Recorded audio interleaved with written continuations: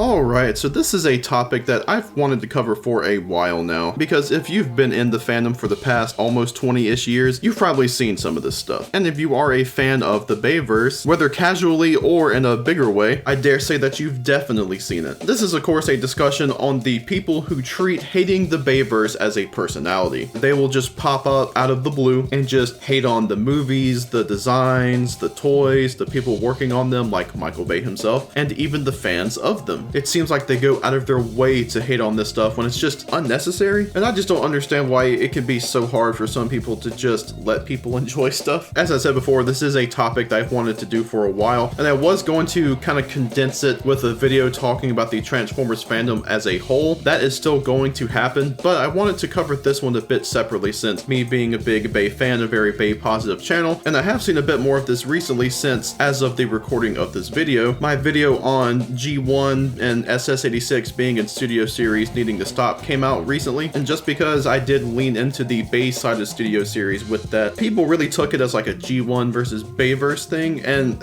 it was so weird, and a lot of the comments were kind of crazy, not gonna lie. So some of those will be featured here, but I do want to talk about everything in general. This isn't going to be a response specifically to the comments of that video, although I will do a little bit of that. But getting into these people, two of the biggest things for me is the fact that they always have to be insulting when talking about the Bay movies and their fans. Really anything about the Bay movies, toys, designs, etc. And the fact that they make people that like them feel unwelcome. And what do I mean by insulting? It's just like you could be having a casual conversation or make a post or talking positively about this, blah, blah, blah. And you'll have that one person that comes in like, the designs just all look like junkyard scrap. Who could even like these things? You can't make out their faces, blah, blah, blah. Or like, I've even seen it go so far as like, only dumb people, or some more colorful choice of words, we'll say, enjoy this stuff. Or you'll even have things that question if it's even a Transformer or something like that, trying to make it feel like it doesn't actually belong in the franchise. And it's just crazy to me that we're going on 20 years of the Bay movies having been a thing, and there are still people that say stuff like this. And not only that, but they're fucking adults. Like, come on, man, stop acting so childish. Oh wow, cool, you said the designs look like twisted metal and blah, blah, blah. I'm sure that was a clever insult back in 2007. Then a really big thing for me is just the fact that these guys want to make people that enjoy the Bay movies, whether to a huge extent like being big fans like you could say I am, or just smaller extent, you know, casual fans, they just happen to enjoy them or whatever. You know, they want to make them feel unwelcome. Like, you enjoy this thing that I don't, so you suck, you're not a real fan, this and that. And it's crazy. Like, have you guys ever seen this guy pop up in a YouTube comment for something Transformers related, specifically Bay Transformers related? Because he has even said that he's making it his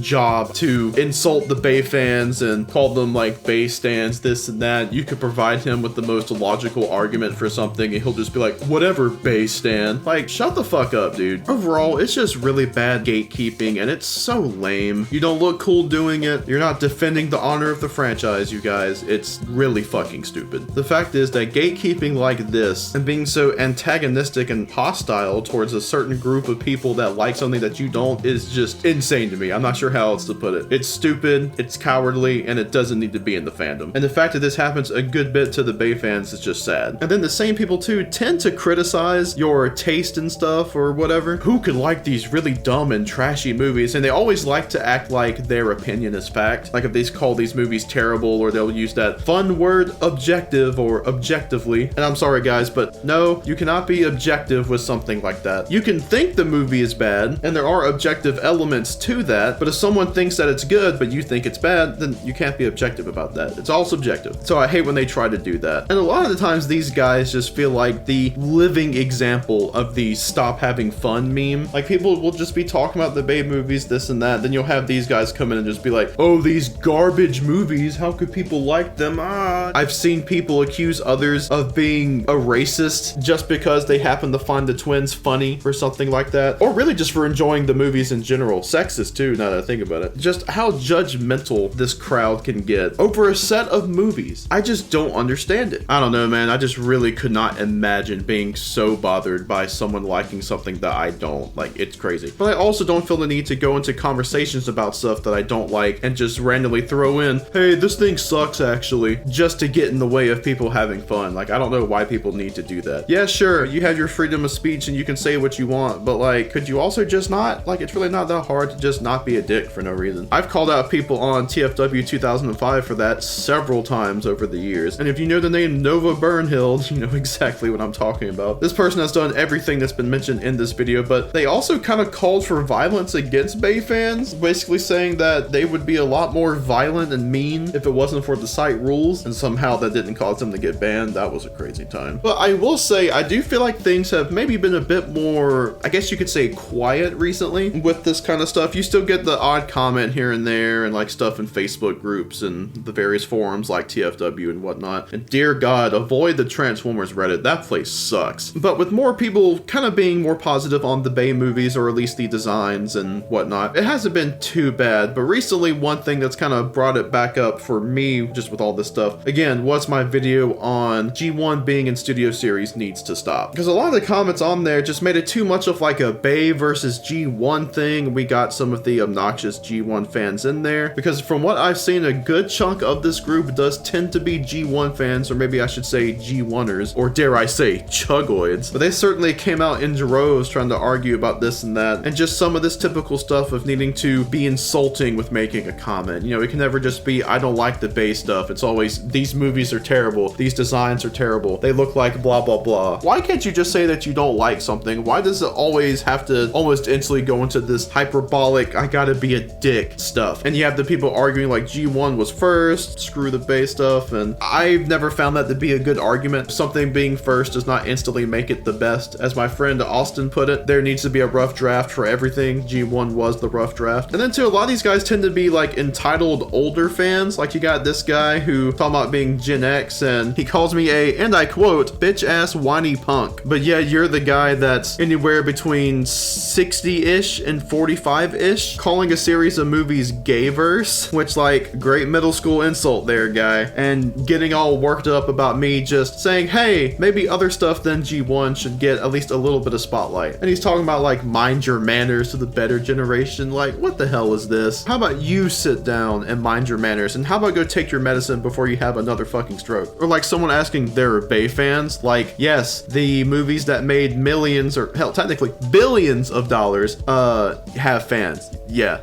And then saying it's a joke and only G1 fans would get it. Like, what the fuck does that even mean? Now, one thing I want to bring up too is kind of the other side of the coin, I guess you could say, Bay fans, because I do feel like because of a lot of the hostility and whatnot, that Bay fans have kind of reached a point where they can be a little overly defensive and maybe even aggressive responding to this stuff. Because I do find that there are some Bay fans out there that tend to overcompensate, defending the movies and responding to other people, especially recently with stuff like Bumblebee and Rise of the Beasts and 1 coming out. Like, there's some people that have been unnecessarily hard on Transformers 1 just because they're Bay fans and the movie is touted as like the best Transformers film. It's just like, come on guys, you can still like your thing without having to trash this other thing. Like, that's the same thing I would say about people that, let's say, just an example, like G1 but hate on the Bay stuff. You don't have to tear something down to prop something up. And going back to this hating the Bayverse as a personality crowd, that's just what they tend to do. They have to tear the Bay stuff down and act like what they like is better, and that the Bay movies have done nothing good and blah blah blah. And it's just like, guys, the Bay movies brought a lot more attention to the Transformers franchise. Probably made it the most popular that honestly it's ever been, thanks to the movies, especially on a worldwide scale and to the casual public. Yeah, sure, we can poke fun at the casuals, but still, you need those kind of people when pushing out this kind of thing. And just like the money they've brought in, that has helped the franchise as a whole. Why do you think around that time is when we started to get more and more with like Generations and even Masterpiece? The movie toys have helped influence how the engineering has changed over time. Look at the 2007 toy line. That was coming off of the Cybertron toys and the Classics line. And it definitely feels like that. The